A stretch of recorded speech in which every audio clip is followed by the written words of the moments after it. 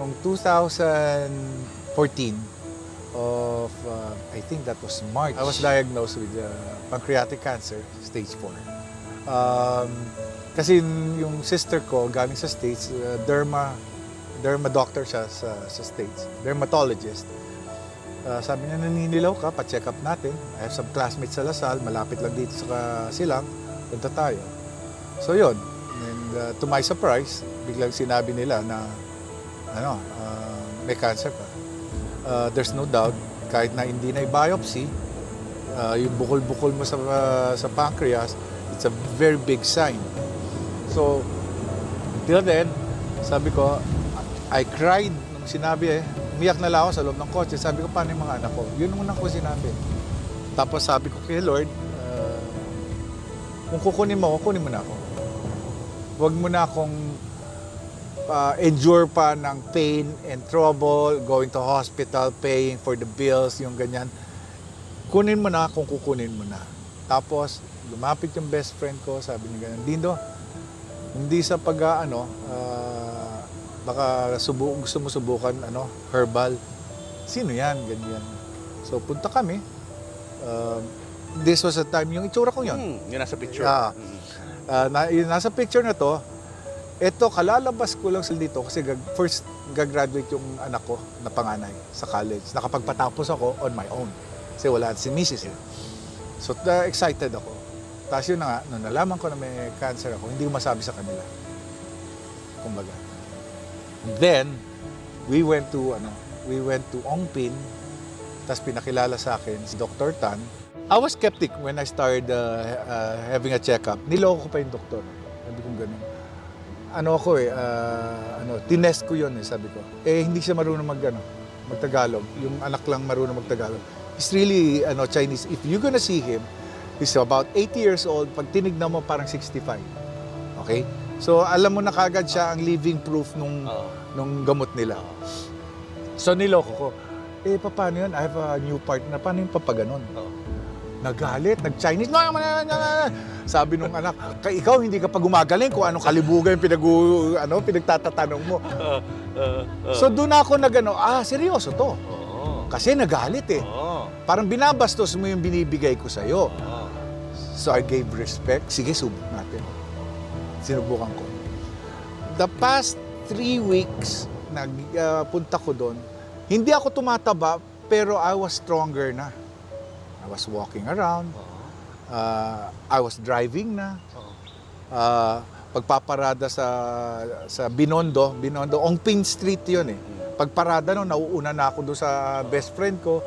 Pero yung lakas mo na, iniiwanan mo na ako. Yung ganyan. And then, yun na lang. For about 1 year and 9 months, I've been taking it. Okay na ako. Anong iniinom mong gamot nun? Anong Yun klase? yun, yung herbal. Ano ang klase? Okay. Ang itsura niya? Puro dahon. Dahon? Bark ng puno, may mga bugs. Okay? You don't know what bugs... Insekto. Hindi mo malalaman kung ano. But you will see, may mga paa, may mga pero wala na yung mga... hindi ipis. Okay. Basta siya, bug. Minimix yun? No. You have to... Meron silang pot din na bibilin mo, 500 yon.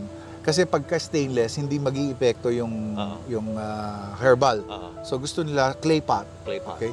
So lalagay mo ng 3 tasan tubig. Ipapakulo mo yon. You have to drain it at hanggang sa 1 cup. You drink it before breakfast, lunch, and dinner. So yung isang plastic na yon is good for 3 drinking. Tapos may cancer pills sila. Okay? Yung cancer pills na yun, sa akin lang nauso. Dati hindi raw sila nag-i-issue nun. Herbal lang na puro herbal lang. Pero to, sinabi nila, herbal din to, pero they put into capsule. Kasi para raw yatang mas maraming dahon pa. Kasi meron dun talaga, pumupunta talaga stage 4, meron dun naka-stretcher. Talaga magugulat ka. Magaling. Yeah. Ikaw stage 4 ka na diba? Exactly.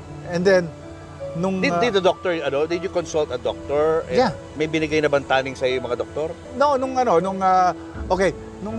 March of 2014, yun nga, sinabi nung classmate ng sister ko, it's a pancreatic cancer, stage 4, 6 months to live. 6 months? 6 months. Go for broke, yun nga, I went to Dr. Tan. Grabe. James Tan, to be more precise, herbalist. Tapos sinubukan ko. Sabi ko, go for broke. Mamamatay rin naman ako. Di mamamatay. Oo. Anong lasa nung iniinom mo? Siguro yung yung kape na na barako, Oo. sampuin mo yung pait nun. Ayun, ganun kapait. I mean, okay lang. Tiniis mo yun, no? Kasi kailangan mong gumaling. Oh, hindi. Kung alak, natiis ko eh. Oo. Di ba? Kung alak, yun lang yung lagi ko sinasabi. Kung alak, tinitiis ko. Hindi ko nga alam eh. Iinom ako ng alak, ngungiwi naman yung mukha ko. Pangit, pero gusto kong minom. So, ganun din ginawa kong ininom ko to thinking that I will be, well. So, I went through going back and forth How long? for 1 year, almost 1 year, and almost 2 years. Almost 1 year and 9 months. And you kept improving na, Oo. Oo. Until the time na sabi nila, gumaganda na yung katawan mo, Tapos hanggang bumalik na ako ulit sa inom. I was drinking again. Kumbaga, oo. Until, and I was still smoking at that time. Yung picture na yun, nag-gin ako no. Kasi mamatay na ako eh. Oo, 6 months na lang eh, di ba? Might as well, Yossi, no? lahat. Gawin na lahat. Oo. Oo. Tapos, fortunately, nung ko, natigil. Sabi ko, ginagamot ko yung sarili ko para mawala ako sa cancer. Ito naman, panibagong cancer yung Yossi. Panibagong cancer yung alak. Then I decided to stop smoking. Now, I never, siguro mayroon na akong 8-9 years non-smoking. Congratulations. Alak is about 3-4 years na. At umulit akala ko nag-reoccur. Last February lang. Oh. There was a gallstone na nakapako, naiwan sa pancreas ko. Sumakit ulit. Okay, akala ko I was well. Ito na. Punta ako ng hospital, sabi nila namamaga yung pancreas mo. I think, sabi nila nag-reoccur yung cancer mo. So sabi ko, patay. Sige. I went on a operation table through the mouth with the camera and kinuha nila yung gallstone. Paglabas nila, lumabas yung pus. Hinigop ng tube. Okay? Tapos, nag-biopsy sila. With the biopsy, negative. Negative for cancer.